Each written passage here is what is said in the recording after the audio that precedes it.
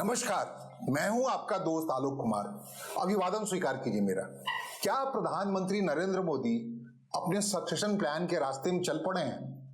Succession plan का मतलब अपने उत्तराधिकारी की तलाश की दिशा में चल पड़े हैं। जिस अंदाज में उन्होंने 45 साल की नितिन नवीन को भारतीय जनता पार्टी का राष्ट्रीय कार्यकारी अध्यक्ष बनाया है, वो यही बताता है कि वो सक्सेशन प्लान की झलक पेश कर रहे हैं। ये संगठन से काम शुरू हुआ है और ये सरकार में भी होना है। कहते हैं केंद्रीय मंत्रिमंडल में एक बड़ा बदलाव होने वाला है, जिसमें काफी यंग युवा तुर्क लोगों को खास जगह मिलने वाली है। और क्या सक्सेशन प्लान का सिर्फ यही मतलब होता है कि आपने संगठन को युवातर कर लिया, सरकार को युवातर कर लिया, या फिर कुछ और इरादा है प्रधानमंत्री नरेंद्र मोदी का अपने को लेकर के, स्वयं को लेकर के? क्योंकि उन्होंने खुद ये रास्ता चुना है। जब 75 साल के पूरे हुए हैं उनके, 17 सितंबर 2025 को 75 साल के हुए हैं। और आप याद कीजिए 2014 में जो प्रधानमंत्री का अभ्युदय हो रहा था केंद्रीय राजनीति में, भारतीय जनता पार्टी के भावी उम्मीदवार बनाए गए थे प्रधानमंत्री के। उस समय उन्होंने भारतीय जनता पार्टी से एक आग्रह किया था।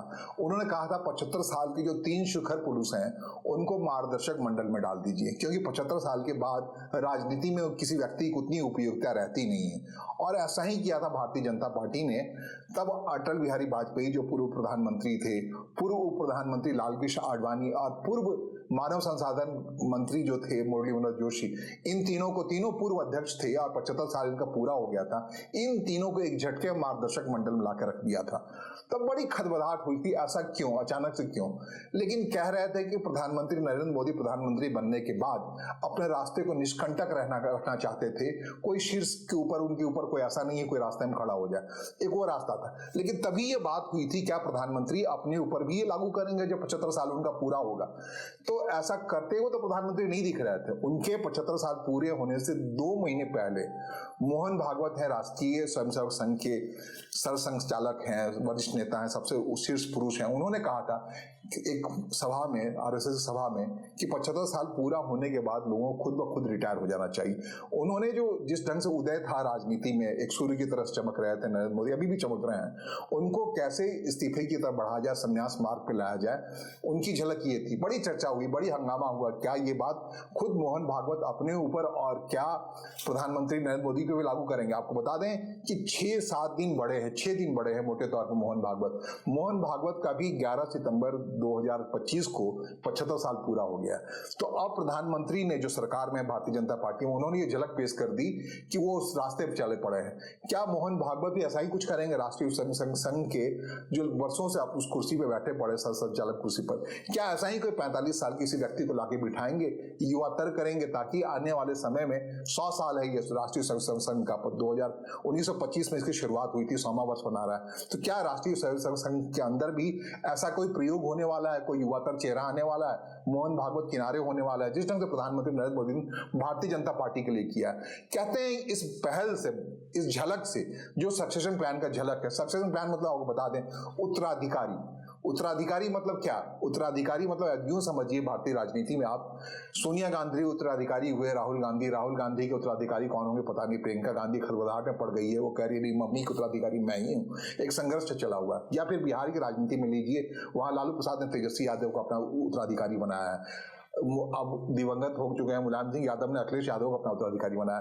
तो ये उत्तराधिकार का मामला, सक्सेशन प्लान का मामला बताना पड़ता है। आगे क्या प्रधानमंत्री ने स्वयं अपना सक्सेशन प्लान पेश किया है, कोई बाहर से उनको कहे? आपको बता दें, अभी एक अटल संस्मरण के नाम से एक किताब आई है। अशोक टंडन, प्रधानमंत्री अटल बिहारी वाजपेयी की सरकार में उनके मीडिया सलाहकार थे। उन्होंने अटल बिहारी वाजपेयी की सरकार के दिनों के संस्मरणों को शब्दशः उतारा उस किताब में। उसमें उन्होंने कहा है कि अटल बिहारी वाजपेयी जब प्रधानमंत्री की कुर्सी पर थे, 2002 की बात है, तब भारतीय जनता पार्टी की ओर से उनको राष्ट्रपति बनाए जाने का प्रस्ताव आया था। तो प्रधानमंत्री अटल बिहारी वाजपेयी घबराहट में पड़ गए। उन्होंने कहा नो टायर्ड टिल रिटायर्ड, मैंने उन्हें बिल्कुल मना कर दिया राष्ट्रपति होने से। और उसके बाद ये हुआ कि देश के 11वें राष्ट्रपति के तौर पर एपीजे अब्दुल कलाम वहां बैठ पाए। कहते हैं वो प्लान ये था यूं कि प्रधानमंत्री अटल बिहारी वाजपेयी की जगह लालकृष्ण आडवाणी को लाकर प्रधानमंत्री बना दिया जाता। वो प्रधानमंत्री बनाया गया उनको, लेकिन बात बनी नहीं। कहते हैं 2002 में अगर लालकृष्ण आडवाणी देश के प्रधानमंत्री हो गए होते, अटल बिहारी वाजपेयी उनकी बात मान करके राष्ट्रपति बन गए होते, राष्ट्रपति बनने से उन्होंने इनकार किया, तो कहते हैं 2004 में जो मनमोहन सिंह का कार्यकाल आया यूपीए का जो कार्यकाल है वो नहीं आता। 10 साल तक जो ठहरा 2004 से 2014 तक जो कांग्रेस पार्टी सत्ता में आई है, अगर 2002 में लालकृष्ण आडवाणी बन गए होते देश के प्रधानमंत्री और 2004 के चुनाव में लालकृष्ण आडवाणी के नेतृत्व में भारतीय जनता पार्टी जाती तो सीन कुछ और होता, जिसमें हार गई थी। शाइनिंग इंडिया को याद कीजिए, प्रमोद महाजन उसके एक सूत्रधार थे। कहते हैं सूत्रधार के कहने पर ही, प्रमोद महाजन कहने पर ही प्रधानमंत्री अटल बिहारी वाजपेयी ने राष्ट्रपति भवन जाने का रास्ता नहीं चुना।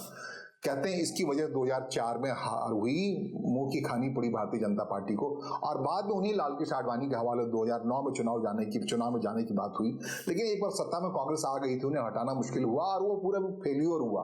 भारतीय जनता पार्टी को 10 सालों तक विपक्ष में रहना पड़ा। एक सत्ता में चढ़े थे वो जिस हिसाब से 1999 से, तो बाद में जाके गिर करके 10 साल तक किनारे रहना पड़ा। 2014 से ये पारी शुरू हुई, फिर दोबारा नरेंद्र मोदी की पारी है जो 11 साल तक हो चुकी है और वो 75 साल के हो चुके हैं। अब जब 75 साल के हो चुके हैं तो उनपे एक सक्सेशन प्लान का दबाव है। प्रधानमंत्री ने इस दिशा में पहलकदमी कर दी है। अब आगे क्या होगा इसे लेकर बड़ी घबराहट है भारतीय जनता पार्टी के शीर्ष नेताओं में। कई नेता तो ऐसे हैं वो 75 उनके पूरे होने वाले हैं। उनमें सबसे बड़ा नाम है राजनाथ सिंह का, 74 साल की उनकी उम्र हो चुकी है। अगले साल क्या होगा? इसी ढंग से उनके ठीक पीछे हैं 72 साल के नितिन गडकरी साहब। इसी ढंग से मनोहर खट्टर, जिनके बारे में उम्मीद लगाई जाए तो वो 74 साल के हैं लगभग। एक बड़ी संख्या है ऐसे नेताओं की जिनपे एक लग रहा था वो भावी एक चेहरा होंगे भारत के, 72-75 साल की सीमा छूते हुए दिख रहे हैं। जैसे वसुंधरा राजे सिंधिया का नाम लीजिए, वो भी 72 की हो चुकी हैं, अगले 3 साल में 75 की सीमा पा जाएगी। अगर ये पैबंद लगता है 75 साल का, अगर सच में प्रधानमंत्री नरेंद्र मोदी उस दिशा में चल पड़े हैं जिसकी झलक उन्होंने पेश की है संगठन के नाते, युवातर संगठन को बनाने के नाते। कहते हैं कि संगठन में जो कोई भी आएगा नितिन नवीन की पार्टी में, जो राष्ट्रीय अध्यक्ष के नाते जो बनेंगे, तो युवा ही आएगा, कम उम्र के लोग ही आएंगे जिसके सहारे भारतीय जनता पार्टी आने वाले 20-30 साल तक ट्रैवल कर पाएगी। 30 साल के बाद उनकी उम्र हो रही है 75 साल की, जो अभी नए राष्ट्रीय अध्यक्ष बने। तो आगे क्या होगा पता नहीं, लेकिन ये एक झलक है कि अगले 30 साल की पॉलिटिक्स की रूपरेखा तय कर दी प्रधानमंत्री नरेंद्र मोदी ने भारतीय जनता पार्टी के लिए। उनके रहते ही भारतीय जनता पार्टी, कहते हैं अमित शाह के हवाले ही, दुनिया की सबसे बड़ी मेंबरशिप वाली पार्टी हो गई है। तो अब अगले 30 साल तक वो कैसे बनी रहेगी, ये सामने रहते हुए 75 साल के होते हुए प्रधानमंत्री नरेंद्र मोदी ने पेश कर दी। तो अब क्या करेंगे नरेंद्र मोदी? कहते हैं इस संगठन में जो युवातर बनाने के बाद उनका अगला अभियान जो आने वाले साल में 2026 में, कहते हैं प्रधानमंत्री का अगला अभियान जो 2026 में होना है वो ये होना है कि वो अपने मंत्रिमंडल को अब युवातर करें। पार्टी में ये काम नितिन नवीन करें और सरकार के अंदर कुछ बड़े बदलाव किए जाएं, और जिसमें यंग ब्लड को लाने का मतलब है एक दबाव भी है भारतीय राजनीति पर यंग ब्लड को लाने का, क्योंकि आसपास के मुल्कों में जो कुछ हुआ है जेनजी के नाम पे, बांग्लादेश का मिसाल है, नेपाल का मिसाल है, श्रीलंका का मिसाल है। जेनजी युवा तक देख रहे हैं कि बुजुर्ग नेता बड़े लंबे समय तक सत्ता में अगर बैठे हुए हैं, जैसा कि आप मोहन भागवत को मैं कोट करते हुए कहूं, 2 महीने पहले मोहन भागवत जो राष्ट्रीय स्वयंसेवक संघ के अध्यक्ष हैं, सरसंघचालक हैं, उन्होंने कहा था 75 साल के बाद खुद ब खुद रिटायरमेंट ले लेना चाहिए, क्योंकि आने वाली पीढ़ियां सत्ता में आ सके। उनके अंदर बहुत सारे सपने हैं, बहुत सारे ख्वाब हैं जिसके जरिए उनको इम्प्लीमेंट करना है। अगर बहुत लंबे समय तक 75 साल के बाद भी आप इस कुर्सी में बने रहते हैं तो मुश्किल होगी। इस मसले को, इस बयान को, मोहन भागवत इस बयान को लोगों ने एक तकरार के रूप में लिया था। कह रहे थे कि तनाव सा है राष्ट्रीय स्वयंसेवक संघ और नरेंद्र मोदी के बीच में, तो उन्होंने ये बयान देकर प्रधानमंत्री नरेंद्र मोदी पर एक दबाव सा बना दिया था। ये दबाव कितना रहा ये अलग बात है, वो 75 साल के आसानी से पूरी कर गए 17 सितंबर को, और खुद स्वयं अपने हिसाब से उन्होंने ये प्रयोग किया है, युवातर व्यक्ति को ला करके सबको अचंभित किया है। 45 साल के नितिन नवीन को राष्ट्रीय अध्यक्ष के तौर पर सामने ले आए हैं। अपने सरकार में वो क्या बदलाव करने वाले हैं, ये इसको लेकर बड़ी घबराहट है उन तमाम नेताओं के अंदर जिनको लग रहा है कि अब इसके आगे क्या होगा, प्रधानमंत्री नरेंद्र मोदी क्या करेंगे। कहते हैं 2026 में सरकार जो उनका मंत्रिमंडल है उसको युवातर बनाएंगे और 77 साल होते होते एक ऐसा एग्जिट प्लान वो बना लेंगे और एक अपनी नजरों के सामने कोई सबल व्यक्ति को दे जाएंगे। ऐसा लोग मान रहे हैं सक्सेशन प्लान के जरिए। सक्सेशन प्लान में जो बात सबसे बड़ी बात आ रही है, कह रहे हैं 60 साल के हो गए अमित शाह, उनके पास अगला 15 साल बाकी है। तो क्या प्रधानमंत्री नरेंद्र मोदी अपना सक्सेशन के तौर पे अमित शाह के हवाले कुर्सी करेंगे, उसकी चाबी देंगे? कहते हैं जैसा माना जाता है, जो दिखता है प्रधानमंत्री मोदी वैसा नहीं करते, कुछ नया प्रयोग कर जाते हैं। तो इस बात को लेकर अमित शाह के अंदर भी घबराहट होगी, तमाम लोगों के अंदर घबराहट, आखिरकार क्या करने वाले। जैसे नितिन नवीन को उन्होंने ढूंढ लाया, वैसा ही कोई उनकी नजर में है या नहीं उस समय जिस समय वो सक्सेशन प्लान की उद्घोषणा कर रहे होंगे, ऐसे ही किसी व्यक्ति को लाकर बिठा देंगे। कहते हैं 2027 तक जाते जाते प्रधानमंत्री नरेंद्र मोदी मार्गदर्शक मंडल में आना चाहते हैं, लेकिन एक प्रभावी तरीके से। क्या फिर वो राष्ट्रपति की एक कुर्सी होगी या कोई ऐसी व्यवस्था बनेगी, जैसे कहते हैं कि वन नेशन वन इलेक्शन पे बड़ा दबाव है, प्रधानमंत्री मोदी चाहते हैं कि इन्हीं कुछ 1-2 साल के अंदर वन नेशन वन इलेक्शन के तहत पूरे देश में सारी विधानसभाओं का चुनाव लोकसभा के साथ कर दें। मतलब जो 2029 में पूरा होने वाला इस लोकसभा का कार्यकाल, जिसमें भारतीय जनता पार्टी महज 240 संख्या में है, अपने सहयोगियों के सहारे है, कहते हैं नीतीश कुमार के सहारे है, चंद्रबाबू नायडू के सहारे, उनकी पार्टियों के सहारे चला रही है। अब तक बेहद दबाव में है। तीसरी बार का ये कार्यकाल जो है प्रधानमंत्री मोदी का उतना सहज या सुफल नहीं है एनडीए, क्योंकि वो इतना परातंत्र नहीं रखते हैं, इतना अपीजमेंट के तरीके से नहीं जीते हैं, तो एक मुश्किल से। इसलिए कह रहे हैं लोग कि अगला चुनाव 2029 के बजाय संभव है 2027 में कभी हो जाए। अब 2027 में ही प्रधानमंत्री अपना कोई उत्तराधिकार घोषणा कर दें, इसी व्यक्ति के हवाले, उन्हीं के लीड के हवाले, जैसा कि 2014 में हुआ था। उनको अचानक से लाया गया था गुजरात से निकाल करके यंग व्यक्ति को, और ला करके प्रधानमंत्री के उम्मीदवार के तौर पर घोषणा कर दिया जाता। तो कहते हैं प्रधानमंत्री नरेंद्र मोदी ऐसा ही कुछ करने जा रहे हैं। 2029 तक का इंतजार करने के बजाय, इस संगठनात्मक तौर पर काम करने के बजाय, इस साल 2026 की बात जब मैं कह रहा हूं, 2026 में केंद्रीय मंत्रिमंडल बड़े बदलाव के जरिए इस मंत्रिमंडल को युवातर बनाने के बजाय के साथ साथ 2027 तक वन नेशन वन इलेक्शन के फार्मूले के तहत कोई बड़ा बदलाव करने जा रहे हैं। और ये बदलाव क्या है, इसे लेकर के विपक्ष में जो घबराहट होगी, लेकिन जो सबसे ज्यादा घबराहट है उन नेताओं के अंदर है जिनकी उम्र सीमा 75 के आसपास पहुंच रही है। जैसे आप मैं बात कर रहा हूँ 75 के आसपास जिनकी उम्र सीमा पहुंच रही है, उसमें वसुंधरा राजे सिंधिया है, राजनाथ सिंह 74 के हो गए हैं, मनोहर लाल खट्टर हैं जो कि बड़े त्याग मूर्ति के तौर पे हरियाणा से निकल चले, उनको बड़ी उम्मीद है। इसी तरह से भूपेंद्र यादव की एक खास उम्र हो चुकी है। एक बड़ी लंबी फौज है जो लोग रिटायरमेंट की उम्र में चले गए। रविशंकर प्रसाद की बात होती है, अमित शाह की उम्र 60 साल के आसपास है, 65 साल के शिवराज सिंह चौहान है। इन तमाम नेताओं को जिनको बड़ी उम्मीद थी उनके पार्टी के राष्ट्रीय अध्यक्ष तौर पर लाया जाएगा, वो सब 75 के आसपास चले गए हैं।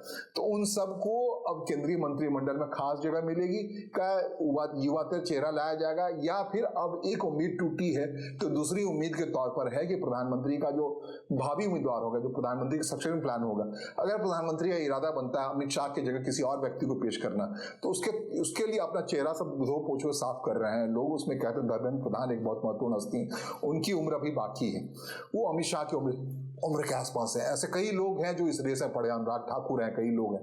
तो ये इंतजार कर रहे हैं कि बिल्ली के भाग्य से छीका टूटता है या नहीं, क्योंकि प्रधानमंत्री जिस हिसाब से, जिस अंदाज में बिल्कुल युवा तीन नवीन ला के पेश किया, कहते ये तो हिस्सा हुआ भारतीय जनता पार्टी की तैयारी की, केंद्र सरकार की तैयारी की, जो युवातर बनने की दिशा में चल पाई। क्या कांग्रेस पार्टी भी ऐसा ही कुछ सोच रही है, जो प्रमुख विपक्षी पार्टी है? 83 साल के हो गए हैं वहां पर मल्लिकार्जुन खड़गे साहब, 83 इयर्स का नेता अब आगे कैसे इस पार्टी को ले चलेगा, वो देखने वाली बात। एक दबाव सा बढ़ता जा रहा है उस पार्टी के अंदर प्रियंका गांधी को लेकर के, जो 52 साल की हुई हैं अभी फिलहाल, और 55 साल के राहुल गांधी हैं, जो उम्र में आप मोटे तौर पर भारतीय जनता पार्टी के राष्ट्रीय अध्यक्ष के उम्र की तुलना करें तो उस उम्र में 7 साल बड़ी हैं अभी नितिन नवीन से। और प्रियंका गांधी, क्या प्रियंका गांधी के उस 52 साल या 53-54 साल में जो कांग्रेस पार्टी उसका नेतृत्व उनके हाथ में दिया जाना है? क्योंकि अब नितिन नवीन के आने के बाद अब युवा नेता का तौर पर तो राहुल गांधी को नहीं कहा जा रहा है। ये कांग्रेस पार्टी में एक बड़े बदलाव की बात हो रही है, तो इस बदलाव में क्या ऐसा कुछ हो रहा है? बाकी पार्टियों की अगर बात करें, समाजवादी पार्टी के जो अध्यक्ष हैं अभी अखिलेश यादव, जो उम्मीदवार भी हैं अपने हिसाब से सीएम के उम्मीदवार हैं उत्तर प्रदेश में, महसूस कर रहे हैं 52 साल के उनके पास अभी उम्र बाकी है। ममता बनर्जी की बात कहते हैं, ममता बनर्जी पश्चिम बंगाल में, उनकी 70 साल उम्र हो चुकी है। तो बड़ी इंटरेस्टिंग है। इतना ही नहीं, 55 साल के हो गए उमर अब्दुल्ला, जिनके पिता ने ठीक 75 साल पूरा होने पर फारूक अब्दुल्ला ने इस्तीफा दे दिया था, अपनी पार्टी से छोड़ दिया था। अब है सांसद, अलग बात है, लेकिन उन्होंने सक्रिय राजनीति से खुद को किनारे कर लिया था इख्तियार, और उमर अब्दुल्ला के हाथों सब कुछ सौंप दिया था। इस हिसाब से अगर देखेंगे तो सबसे युवातर जो दिखते हैं अपने हिसाब से 35 साल के हैं तेजस्वी यादव। उनको लेकर क्या होता है नहीं पता, लेकिन वो एक कोने में है। लेकिन जो सीरियस प्लेयर्स हैं पॉलिटिकली, जो कहते हैं अभी हाल के दिनों में, उसमें एक दबाव है नीतीश कुमार पर, जिनकी उम्र 74 साल हो गई है। उनके बेटे को लाने की बात चल रही है, जिसकी उम्र है 49 साल की उम्र में। क्या नीतीश कुमार के बेटे निशांत कुमार आते हैं पॉलिटिक्स में? नहीं। ऐसे ही पूरे देश में जब बात हम कर रहे हैं तो 72 साल हो चुके हैं स्टालिन, एमके स्टालिन, जो साउथ तमिलनाडु में, और विजयन की उम्र तो 75 साल के आसपास पहुंच गई है, जो केरल के मुख्यमंत्री हैं। तो एक युवातर चेहरा लाने की बात हो रही है भारतीय राज्यों में भी, अलग अलग राज्यों में, खासकर इसलिए जो माहौल बन रहा है दक्षिण पश्चिम एशिया में, दक्षिण पूर्वी एशिया में अपने हिसाब से, जैसे कि श्रीलंका की बात कह रहा था, बांग्लादेश की बात कर रहा था, नेपाल में जेनजी के नाम पे जो आंदोलन हुए हैं पूरे देश में हो रहा है। ये बुजुर्ग नेता कब किनारे करते हैं, लेकिन ये फिलहाल जो मैं बात कर रहा हूं, प्रधानमंत्री नरेंद्र मोदी ने क्या ये अपना सक्सेशन प्लान घोषित किया है नितिन नवीन को सामने ला करके, सबको चमत्कृत करके, सबको भौचक करके, क्या ये काम वो प्रधानमंत्री या सरकार के हिस्से में करने वाले हैं? तो प्रधानमंत्री नरेंद्र मोदी के बाद अगला कौन, इसको लेकर के अचानक से चर्चा चल पड़ी है, क्योंकि 75 साल के हो चुके हैं। सिर्फ प्रधानमंत्री ही क्यों, राष्ट्रीय स्वयंसेवक संघ में भी इस बात की चर्चा चल पड़ी है। जो मोहन भागवत ने इस बात को छेड़ा था कि 75 साल के बाद रिटायरमेंट ले लेना चाहिए, क्या वो भी ऐसा कुछ करने वाले हैं? राष्ट्रीय स्वयंसेवक संघ के अंदर से भी कोई 45 साल, 40 साल, 50 साल का व्यक्ति उसके सर संचालक के तौर पे निकल के आने वाला है? क्या ऐसा मुमकिन है? इस बात पे लोगों की नजर गड़ी पड़ी है। फिलहाल मुझे सुनने और समझने के लिए आपका आभार, नमस्कार, धन्यवाद।